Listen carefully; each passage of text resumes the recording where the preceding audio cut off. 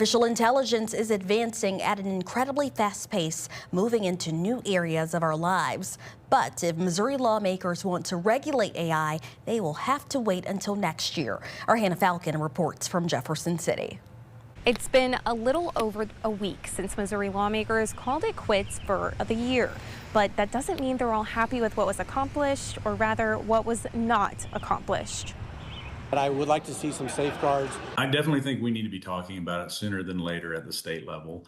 Artificial intelligence is taking the world by storm, but there's no government regulations. Bolivar Republican Representative Christopher Warwick wants to see protections for children. My heart is to make sure that we're protecting our kids.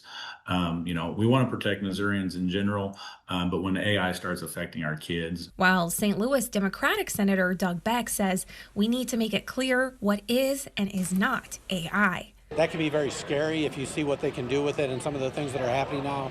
You don't know what's real and what isn't real. Although a lot of bills were proposed in Missouri this year, none made it to the governor's desk. The explosion of AI is leading to more and more data centers, including many projects here in Missouri.